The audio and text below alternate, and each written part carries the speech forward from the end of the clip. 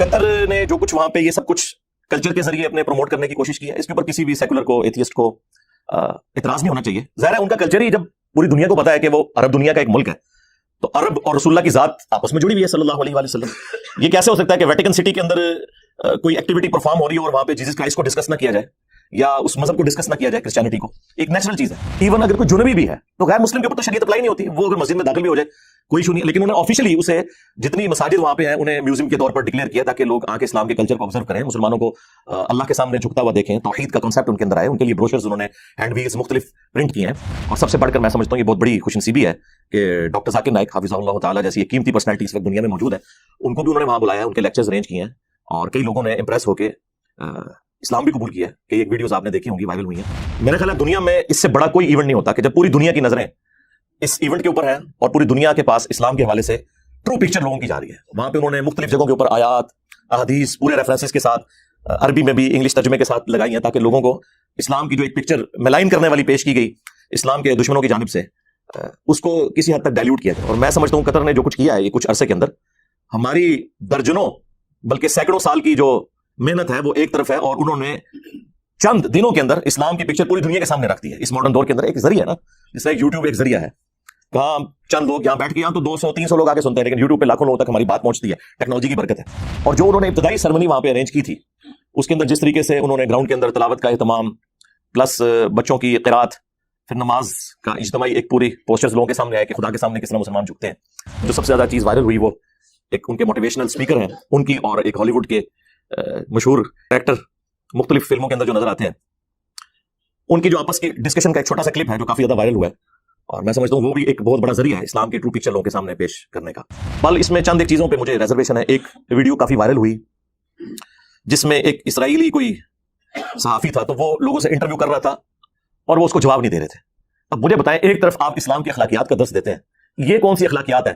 وہ جو صحافی آیا ہوا تھا، کیا اس صحافی نے اسرائیل میں لوگوں پہ ظلم ڈھایا ہوا ہے؟ یا کوئی اسرائیلی فوجی آ گیا تھا جس نے کوئی مسلمان مارے ہوئے تھے؟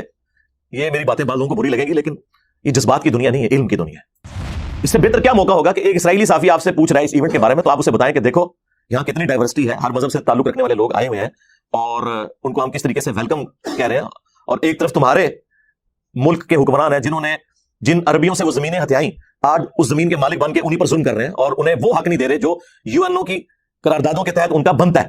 تو آپ یہ اپنی انپٹ دے سکتے ہیں. اس طرح کا بائیکاٹ کرنے سے کیا ہوگا؟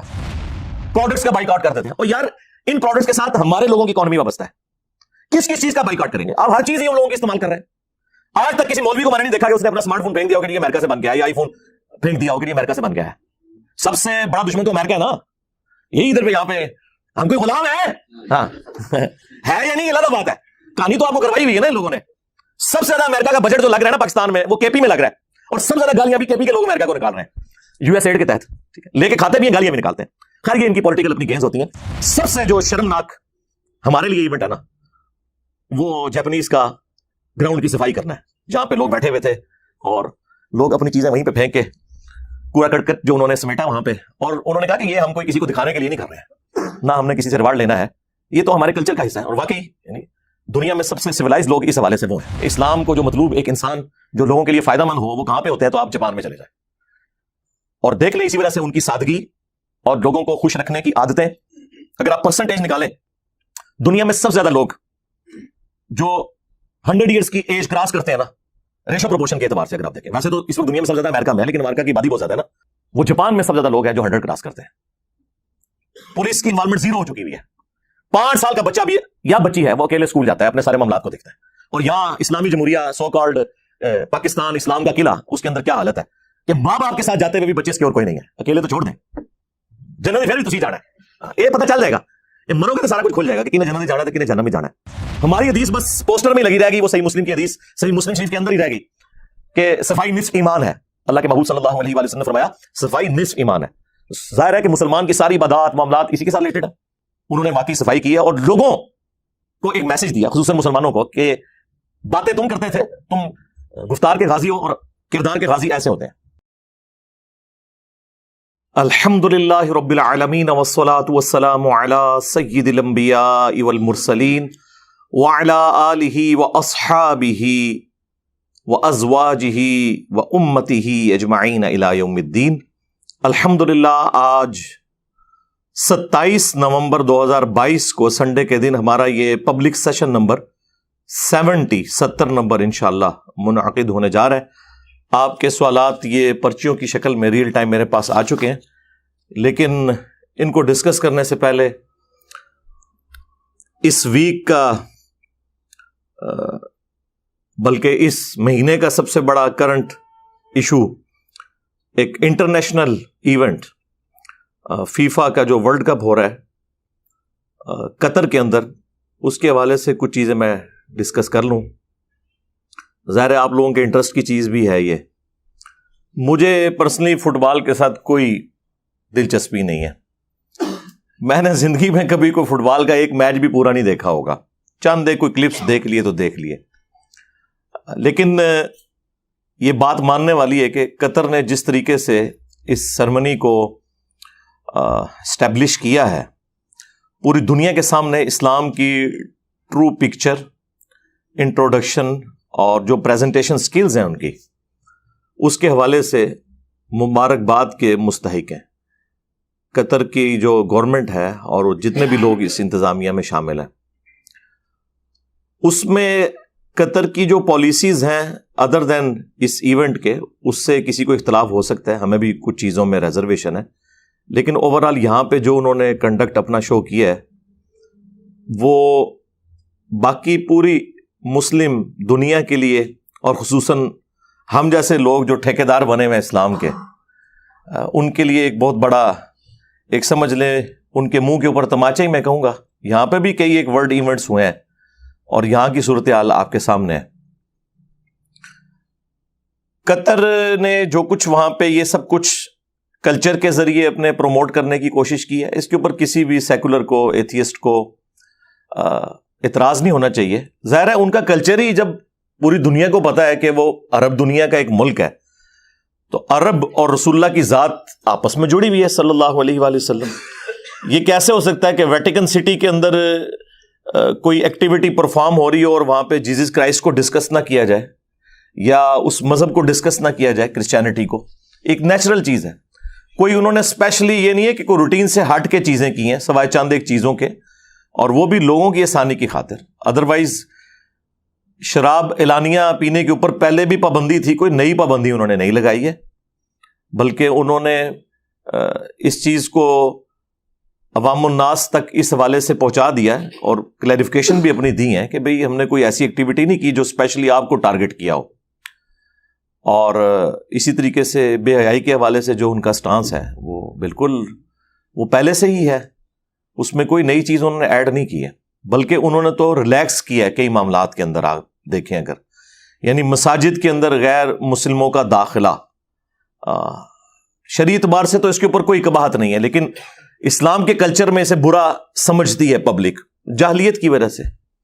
اسلام میں تو اس طرح کی کوئی ممانعت نہیں ہے۔ ایون اگر کوئی جنبی بھی ہے تو غیر مسلم کے اوپر تو شریعت اپلائی نہیں ہوتی، وہ اگر مسجد میں داخل بھی ہو جائے کوئی ایشو نہیں ہے، لیکن انہوں نے آفیشلی اسے جتنی مساجد وہاں پہ ہیں انہیں میوزیم کے طور پر ڈکلیئر کیا تاکہ لوگ آ کے اسلام کے کلچر کو آبزرو کریں، مسلمانوں کو اللہ کے سامنے جھکتا ہوا دیکھیں، توحید کا کانسیپٹ ان کے اندر آئے۔ ان کے لیے بروشرز انہوں نے ہینڈ ویلز مختلف پرنٹ کیے ہیں، اور سب سے بڑھ کر میں سمجھتا ہوں یہ بہت بڑی خوش نصیبی ہے کہ ڈاکٹر ذاکر نائک حافظہ اللہ تعالی جیسی ایک قیمتی پرسنالٹی اس وقت دنیا میں موجود ہیں، ان کو بھی انہوں نے وہاں بلایا ہے، ان کے لیکچرز ارینج کیے ہیں، اور کئی لوگوں نے امپریس ہو کے اسلام بھی قبول کیا ہے۔ کئی ایک ویڈیوز آپ نے دیکھی ہوں گی، وائرل ہوئی ہیں، تو یہ ایک بہت بڑی اس حوالے سے انہوں نے اچیومنٹ کی ہے۔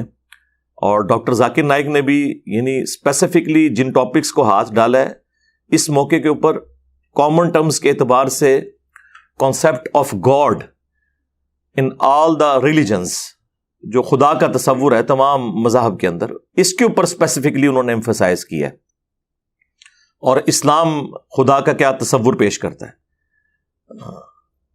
اب جس کی مرضی وہ حق قبول کرے، جس کی مرضی نہ کرے۔ میرا خیال ہے دنیا میں اس سے بڑا کوئی ایونٹ نہیں ہوتا کہ جب پوری دنیا کی نظریں اس ایونٹ کے اوپر ہیں اور پوری دنیا کے پاس اسلام کے حوالے سے ٹرو پکچر لوگوں کی جا رہی ہے۔ وہاں پہ انہوں نے مختلف جگہوں کے اوپر آیات، احادیث، پورے ریفرنسز کے ساتھ عربی میں بھی انگلش ترجمے کے ساتھ لگائی ہیں تاکہ لوگوں کو اسلام کی جو ایک پکچر ملائن کرنے والی پیش کی گئی اسلام کے دشمنوں کی جانب سے، اس کو کسی حد تک ڈائلیوٹ کیا جائے. اور میں سمجھتا ہوں قطر نے جو کچھ کیا ہے یہ کچھ عرصے کے اندر، ہماری درجنوں بلکہ سینکڑوں سال کی جو محنت ہے وہ ایک طرف ہے، اور انہوں نے چند دنوں کے اندر اسلام کی پکچر پوری دنیا کے سامنے رکھ دی ہے. اس ماڈرن دور کے اندر ایک ذریعہ ہے نا، جس طرح یوٹیوب ایک ذریعہ ہے. کہاں چند لوگ یہاں بیٹھ کے، یہاں تو 200-300 لوگ آگے سنتے ہیں، لیکن یوٹیوب پہ لاکھوں لوگوں تک ہماری بات پہنچتی ہے. ٹیکنالوجی کی برکت ہے. اور جب اتنا میگا ایونٹ فیفا کا ورلڈ کپ ہو رہا ہو فٹ بال کا، پوری دنیا کی نظریں اس کے اوپر ہوں، اور دنیا کے ہر کونے میں کھیلے جانے والا وہ ایک ایسی گیم ہے، لوگ انٹرسٹ بھی رکھتے ہیں. ظاہر سستی بھی ہے، ایک ہی فٹ بال لینا ہے. کرکٹ تو ذرا مہنگی گیم ہے، اور باقی گیمز یہ تو بہت سستی گیم ہے، اور بچپن میں آلموسٹ سب لوگوں نے فٹ بال کھیلا ہوتا ہے، اس وجہ سے لوگوں کا انٹرسٹ بھی زیادہ ہوتا ہے. اور جو انہوں نے ابتدائی سرمنی وہاں پہ ارینج کی تھی، اس کے اندر جس طریقے سے انہوں نے گراؤنڈ کے اندر تلاوت کا اہتمام، پلس بچوں کی قرات، پھر نماز کا اجتماعی ایک پوری پوسچرز لوگوں کے سامنے آئے کہ خدا کے سامنے کس طرح مسلمان جھکتے ہیں.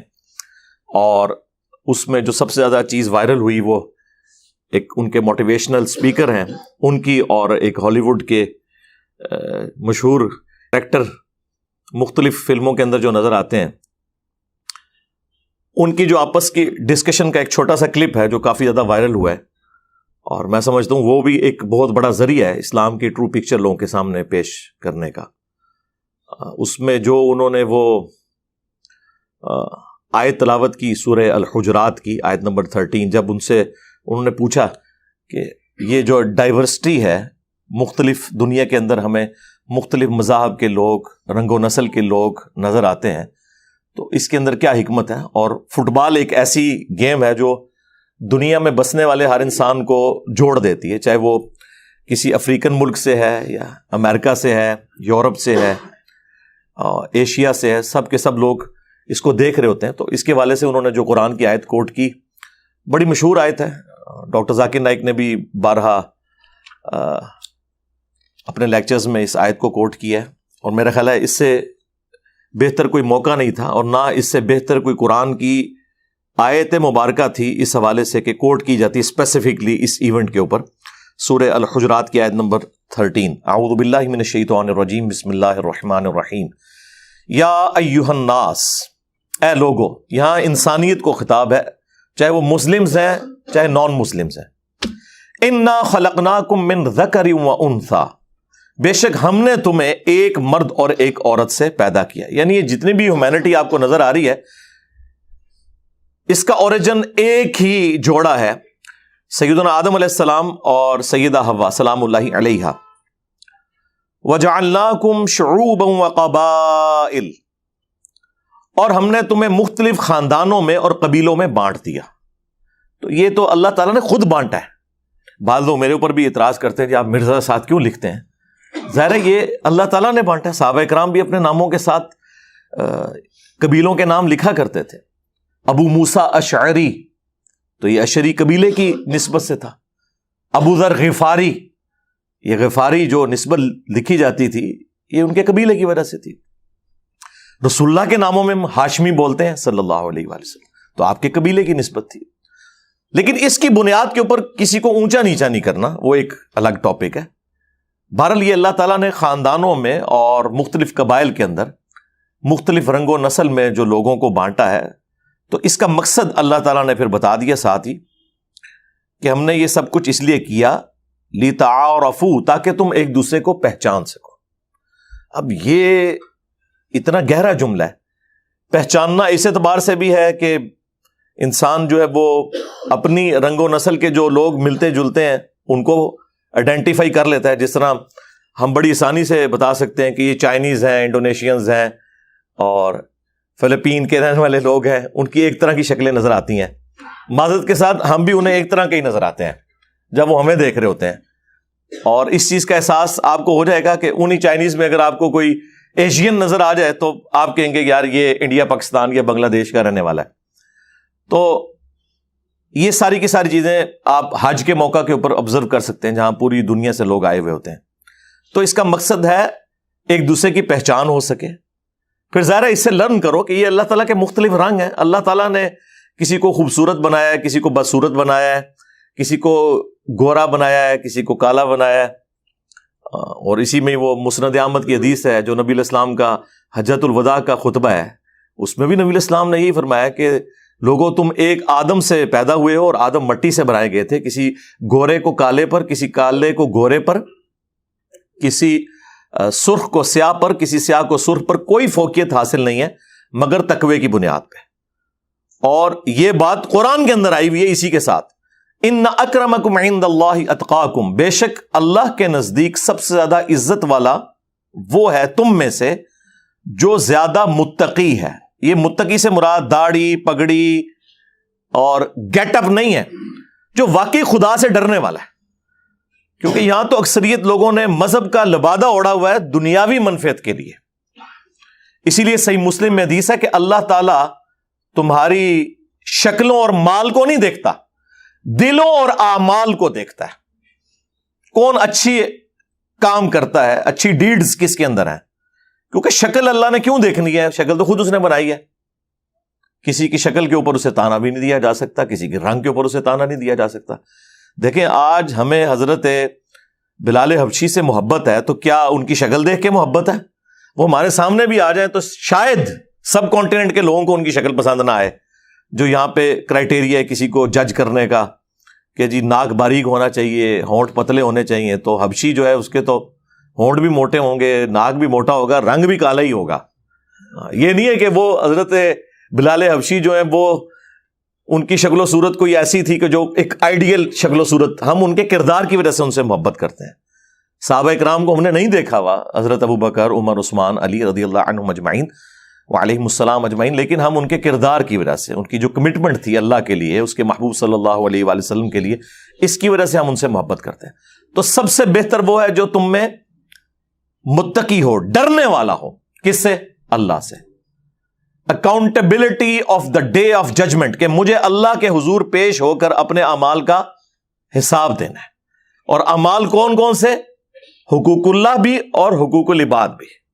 یہ نہیں ہے کہ میں 5 وقت نماز پڑھ رہا ہوں, حج میں نے کیا ہوا ہے, لمبی سی داڑھی رکھ لی ہے, ایک تھان کی پگڑی باندھ لی ہے, اور اپنے یتیم بھانجوں اور بھتیجوں کی جائیداد کے اوپر قبضہ بھی کر لیا ہے, اور یہ سمجھ رہا ہوں کہ چلو پہلے میں اگر 2 نفل پڑھتا تھا اب 4 نفل تہجد کے پڑھ دیا کروں گا اور یہ گناہ معاف کر. نہ, اسلام میں ایسا نہیں ہوگا.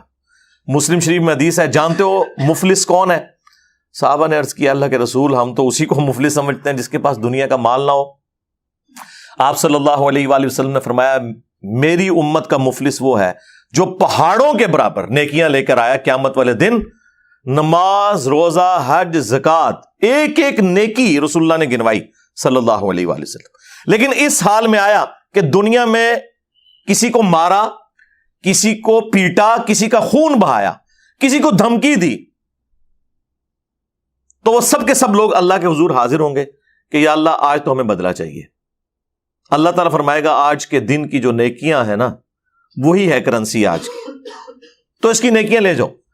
ایک ایک کر کے لوگ وہ دنیا میں کیے ہوئے جو ظلم تھے ان کے ایکویلنٹ اس کی نیکیاں لے جائیں گے, اس کا نامہ اعمال خالی ہو جائے گا. ابھی بھی کچھ لوگ باقی ہوں گے جن کا اس نے حساب و کتاب والا معاملہ اللہ کے حضور ہونے والا ہوگا. اللہ تعالیٰ فرمائے گا اس کی نیکیاں تو ختم ہے, چلو اب اس طرح کرتے ہیں, تمہارے گناہ اس کے نامہ اعمال میں ڈالتے ہیں اور وہ جہنم میں پھر پھینک دیا جائے گا. یعنی اس کی نیکیاں دھری کی دھری رہ گئی, صرف اس وجہ سے کہ اس نے حقوق العباد کے معاملے میں, اللہ تعالیٰ نے حقوق العباد کا معاملہ بندوں کے اوپر چھوڑا ہوا ہے. بہت کریٹیکل ایشو ہے. بخاری میں حدیث ہے جس نے کوئی لین دین کا معاملہ کسی کے ساتھ کیا ہوا ہے دنیا ہی میں پورا کر لے, آخرت کی کرنسی درہم اور دینار نہیں ہوں گے بلکہ نیکیاں ہوں گی. اب مجھے بتائیں آخرت میں اگر انسان کوئی نامہ اعمال لے کے گیا اور وہ ان وجوہات کی بنا پر خالی ہو گیا تو اس سے بڑی شرمندگی اس کے لیے کیا ہو سکتی ہے؟ دنیا میں تو اس نے لبادہ نیکی کا اوڑھا ہوا تھا. اور دنیا کا کوئی مال وہاں لے بھی جائے قبول نہیں کیا جائے گا. قرآن میں اللہ تعالیٰ نے کئی مقامات پہ فرمایا کہ اگر پوری زمین سونے کی کسی کے پاس ہو تو وہ فدیے کے طور پر دے دے گا اپنی جان چھڑانے کے لیے. لیکن یہ بفرض محال ہے, ایسا ہوگا نہیں. وہاں تو جسم پہ کپڑے بھی نہیں ہوں گے قیامت کے دن جب اٹھایا جائے گا. بخاری مسلم میں حدیث ہے کہ سب کے سب لوگ ننگے اٹھائے جائیں گے جس طرح پیدا ہوئے تھے. سب سے پہلے ابراہیم علیہ السلام کو لباس پہنایا جائے گا. صرف انبیاء کا پروٹوکول ہوگا کہ انہیں لباس پہنایا جائے گا, ادروائز باقی سب کے سب لوگ ننگے ہوں گے. تو صحابہ نے عرض کی کہ اللہ کے رسول, لوگ ایک دوسرے کو اس طرح دیکھ رہے ہوں گے؟ تو رسول اللہ نے فرمایا وہ دن اس سے زیادہ سخت ہوگا کہ کوئی شخص کسی کی طرف دیکھے, اسے تو اپنی فکر پڑی ہوئی ہوگی. اللہم اجرنا من النار, اللہم اجرنا من النار, آمین. اللہم حاسبنا حسابا یسیرا, آمین. خیر اس کے اوپر تو اب گھنٹوں بولا جا سکتا ہے, یہ تو ٹاپک ہی ایک ایسا ہے. بہرحال جسے خدا کی شناخت ہے, خدا کا خوف ہے, اللہ کا تقوی ہے جس کے اندر, وہ اللہ کے حضور سب سے زیادہ عزت والا ہے. ان اللہ علیم خبیر, بے شک اللہ تعالی علم والا اور جاننے والا ہے. اس کے علاوہ بھی کئی ایک مقامات ہیں قرآن میں, اگر آپ کو شوق ہو. سورہ النساء کی پہلی آیت, وہ بھی پوری انسانیت کو خطاب ہے. چلے میں کراس ریفرنس کے طور پہ آپ کو یہاں پہ بیان کر دیتا ہوں. یا ایھا الناس, اے لوگو, اتقوا ربکم الذی خلقکم من نفس واحدہ, اس رب سے ڈر جاؤ, اس کا تقوی اختیار کرو جس نے ایک جان سے تمہیں پیدا کیا. وخلق منہا زوجہا, اور اسی سے اس کا جوڑا بنایا. وبث منہما رجالا کثیرا, اور یہ مرد و عورت کا جب جوڑا پھر اس سے کثیر تعداد میں پھیلا دیے مرد اور عورتیں. واتقوا اللہ, اسی اللہ کا تقوی اختیار کرو. الذی تساءلون بہ والارحام, کہ جس کے واسطے سے ایک دوسرے سے تم ریکویسٹ کرتے ہو. یعنی جب مسئلہ بالکل پھنس جائے نا تو لوگ کیا کہتے ہیں, یار اللہ کے لیے معاف کرتے ہیں. یہ آخری بات ہوتی ہے جب کوئی آرگومنٹ باقی نہ رہے. تو اللہ تعالیٰ بات ہے جس رب کا واسطہ دیتے ہو نا جب تمہارے مسئلے پھنسے ہوئے ہوتے ہیں, اس سے ڈرو بھی. یعنی لوگوں کو تو کہہ رہے ہو کہ اللہ سے ڈرو اور مجھ پر رحم کرو, تم بھی اللہ سے ڈرنے والے ہو یا نہیں؟ والارحام, اور رحمی رشتوں کا بھی خیال رکھنا. یہ حقوق العباد والا معاملہ آ گیا. یعنی جو آپ کی رشتہ داریاں ہیں ان میں کوئی قطع تعلقی والا معاملہ, کسی کے ساتھ بدسلوکی والا معاملہ نہ ہو. ان اللہ کان علیکم رقیبا, بے شک اللہ تعالیٰ تمہیں دیکھ رہا ہے جو کچھ تم کر رہے ہو, تمہارے اوپر خود اللہ تعالیٰ گواہ ہے. یہ سورہ الحجرات کی آیت انہوں نے پڑھی, اور یہ سورۃ النساء تو چلے میں نے کراس ریفرنس کے طور پر آپ کو بتا دی. الحمدللہ یہ یعنی جس طریقے سے انہوں نے ایونٹ کو وہاں مینیج کیا اور آیات اور احادیث کو ڈسپلے کر کے ٹرو پکچر اسلام کی پیش کرنے کی کوشش کی ہے, ایک بہت بڑی ایکٹیویٹی ہے. بل اس میں چند ایک چیزوں پہ مجھے ریزرویشن ہے. ایک ویڈیو کافی وائرل ہوئی جس میں ایک اسرائیلی کوئی صحافی تھا, تو وہ لوگوں سے انٹرویو کر رہا تھا اور وہ اس کو جواب نہیں دے رہے تھے. اب مجھے بتائیں, ایک طرف آپ اسلام کی اخلاقیات کا درس دیتے ہیں, یہ کون سی اخلاقیات ہیں؟ وہ جو صحافی آیا ہوا تھا, کیا اس صحافی نے اسرائیل میں لوگوں پہ ظلم ڈھایا ہوا ہے؟ یا کوئی اسرائیلی فوجی آ گیا تھا جس نے کوئی مسلمان مارے ہوئے تھے؟ یہ میری باتیں بعض لوگوں کو بری لگیں گی, لیکن یہ جذبات کی دنیا نہیں ہے, علم کی دنیا ہے. یہ تو بڑا اچھا موقع ہے, آپ وہاں لوگوں کے سامنے اپنا مقدمہ رکھ سکتے ہیں. اگر آپ نے فلسطین کو سپورٹ کرنا ہے تو اس کا طریقہ کار یہ بھی ہو سکتا ہے کہ آپ گفتگو کر کے اس میں اپنی ان پٹ اس حوالے سے دے سکتے ہیں, اسرائیل کو کنڈیم کر سکتے ہیں, لوگوں کو بتائیں. اس سے بہتر کیا موقع ہوگا کہ ایک اسرائیلی صحافی آپ سے پوچھ رہا ہے اس ایونٹ کے بارے میں, تو آپ اسے بتائیں کہ دیکھو یہاں کتنی ڈائیورسٹی ہے, ہر مذہب سے تعلق رکھنے والے لوگ آئے ہوئے ہیں, اور ان کو ہم کس طریقے سے ویلکم کہہ رہے ہیں. اور ایک طرف تمہارے ملک کے حکمران ہیں جنہوں نے جن عربیوں سے وہ زمینیں ہتھیائیں, آج اس زمین کے مالک بن کے انہی پر ظلم کر رہے ہیں, اور انہیں وہ حق نہیں دے رہے جو یو این او کی قراردادوں کے تحت ان کا بنتا ہے. تو آپ یہ اپنی ان پٹ دے سکتے ہیں. اس طرح کا بائیک آؤٹ کرنے سے کیا ہوگا؟ پروڈکٹس کا بائیک آؤٹ کر دیتے ہیں. اور یار ان پروڈکٹس کے ساتھ ہمارے لوگوں کی اکانومی وابستہ ہے. کس کس چیز کا بائیکاٹ کریں گے؟ آپ ہر چیز ہی ان لوگوں کی استعمال کر رہے ہیں. آج تک کسی مولوی کو میں نے نہیں دیکھا کہ اس نے اپنا اسمارٹ فون پھینک دیا ہو کہ یہ امریکہ سے بن گیا ہے, یا آئی فون پھینک دیا ہو کہ یہ امریکہ سے بن گیا ہے. سب سے بڑا دشمن تو امریکہ ہے نا. یہی ادھر پہ یہاں پہ ہم کوئی غلام ہے؟ ہاں ہے یا نہیں, یہ علیحدہ بات ہے. کہانی تو آپ کو کروائی ہوئی ہے نا ان لوگوں نے. سب سے زیادہ امریکہ کا بجٹ جو لگ رہا ہے نا پاکستان میں, وہ کے پی میں لگ رہا ہے, اور سب سے زیادہ گالیاں بھی کے پی کے لوگ امریکہ کو نکال رہے ہیں یو ایس ایڈ کے تحت. ٹھیک ہے, لے کے کھاتے بھی ہیں, گالیاں بھی نکالتے ہیں. خیر یہ ان کی پولیٹیکل اپنی گینز ہوتی ہیں. حقیقت یہ ہے کہ دنیا میں آپ نے رہنے کے لیے اختلاف رائے اپنا رکھنا ہے, اپنی اسٹریٹجیز بنانی ہے, لیکن اعلانیہ جنگ تو نہیں کسی کے ساتھ ڈکلیئر کر دینی. خیر اب تو خان صاحب نے بھی یو ٹرن لے لیا ہے, تو انشاءاللہ امید ہے کہ ان کے ماننے والے بھی تھوڑی نرمی کا مظاہرہ کریں گے. خیر یہ جو اسرائیلی صحافی کے ساتھ جو کچھ ہوا, میں تو اسے کنڈیم کروں گا. بالکل یہ ایک مسلمان کا ایٹیچیوڈ نہیں ہونا چاہیے. کوئی اچھی پکچر نہیں گئی ہے آپ کی, یہ اپنے دماغ سے نکال دیں. یہ آپ کو یہاں پہ نعروں میں چیزیں اچھی لگتی ہیں. اور سب سے جو شرمناک ہمارے لیے ایونٹ ہے نا, وہ جاپنیز کا گراؤنڈ کی صفائی کرنا ہے, جہاں پہ لوگ بیٹھے ہوئے تھے اور لوگ اپنی چیزیں وہیں پہ پھینک کے کوڑا کرکٹ جو انہوں نے سمیٹا وہاں پہ, اور انہوں نے کہا کہ یہ ہم کوئی کسی کو دکھانے کے لیے نہیں کر رہے ہیں, نہ ہم نے کسی سے ریوارڈ لینا ہے, یہ تو ہمارے کلچر کا حصہ ہے. اور واقعی یعنی دنیا میں سب سے سویلائزڈ لوگ اس حوالے سے وہ ہیں. یعنی اگر آپ کہنا کہ اسلام کو جو مطلوب ایک انسان جو لوگوں کے لیے فائدہ مند ہو وہ کہاں پہ ہوتے ہیں, تو آپ جاپان میں چلے جائیں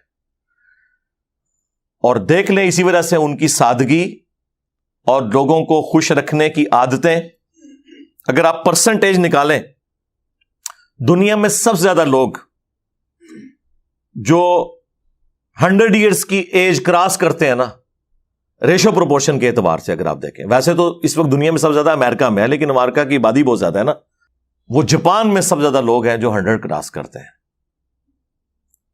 پولیس کی انوالومنٹ 0 ہو چکی ہوئی ہے. 5 سال کا بچہ بھی یا بچی ہے وہ اکیلے اسکول جاتا ہے, اپنے سارے معاملات کو دیکھتا ہے.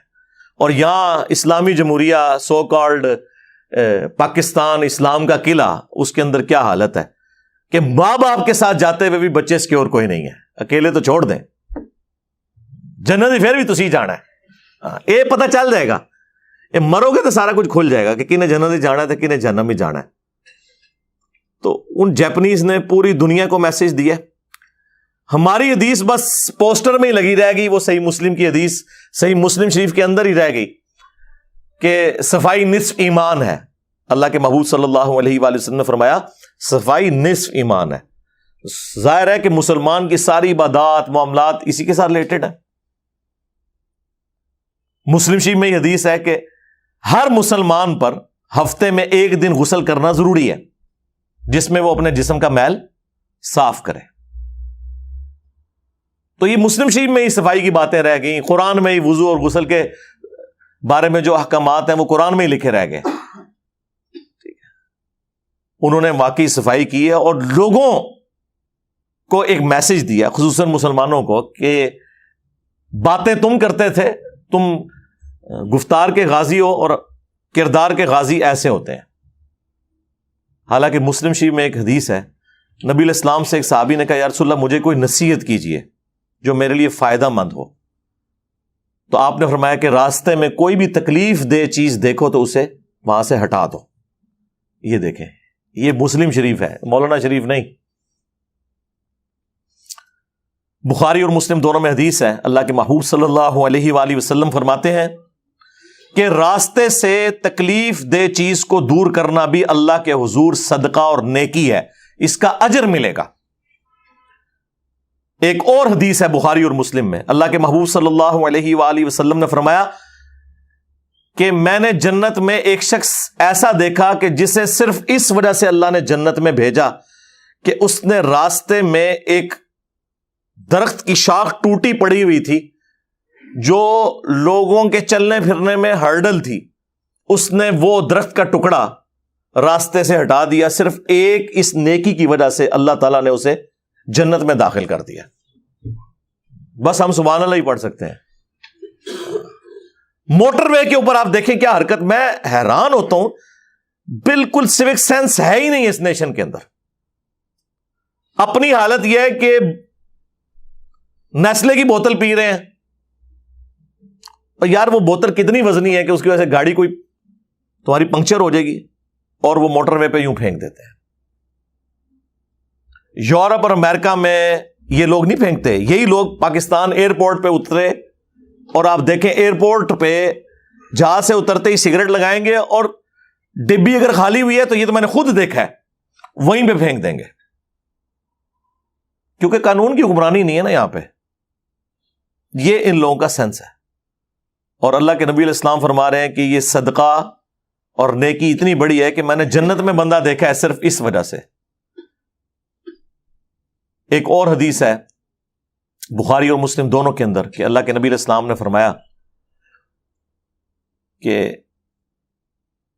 ایک بدکار عورت تھی, اس نے ایک دفعہ ایک موزے میں پیاسے کتے کو کنویں سے پانی نکال کے, موزہ ظاہر ہے وہ چمڑے کا, پانی پلایا تھا. اس کی وجہ سے وہ جنت میں ہے.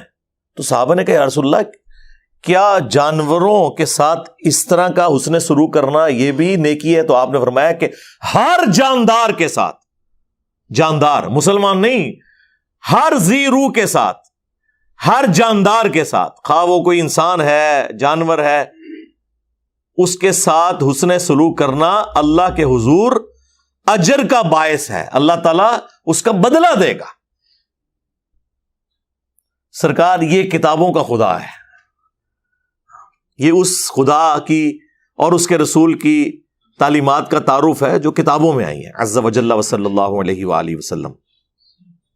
حتیٰ کہ بخاری مسلم میں ایک اور حدیث ہے, نبی علیہ السلام نے فرمایا کہ جو لوگ بھی کھیتیاں اگاتے ہیں, درخت اگاتے ہیں, اور اس سے عام لوگ اور جانور اور پرندے کھاتے ہیں, اللہ کے حضور ان کے لیے بھی یہ صدقہ جاریہ لکھا جاتا ہے.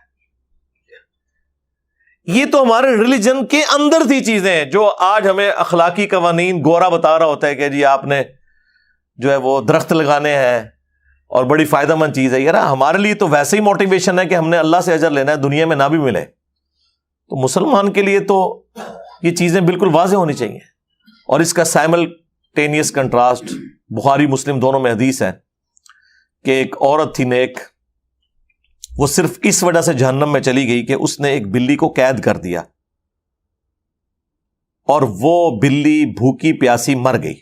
اس کی وجہ سے اللہ تعالیٰ نے اسے جہنم میں پھینک دیا کہ تم نے اس بلی کو آزاد کیوں نہ کیا کہ یہ کھا پی سکتی. ویسے آپ بلیاں پال سکتے ہیں, کوئی مسئلہ نہیں, لیکن ان کی خوراک کا اہتمام کریں.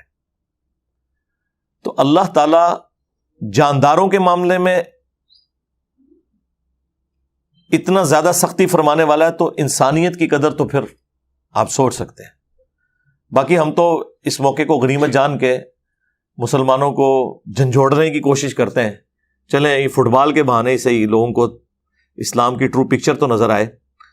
اینڈ پہ میں بالکل سلوٹ کروں گا قطر کی گورنمنٹ کو بھی کہ جو کچھ انہوں نے جس طریقے سے ان معاملات کو چلایا. باقی پوری مسلم ورلڈ کے لیے ایک اچھا ایک موقع ہے کہ وہ بھی ان سے لرن کریں کہ بجائے صرف نعرے لگانے کے اسلام کے نام کے اوپر اور ظاہری چیزوں کے اوپر توجہ دینے کے, ان چیزوں کے اوپر توجہ دیں کہ جس کی وجہ سے آپ اسلام کی تبلیغ کر سکتے ہیں. صلو علی محمد وآل محمد, اللہم صلی علی محمد وعلی آل محمد واصحاب محمد وازواج محمد وامت محمد اجمعین الی یوم الدین, آمین.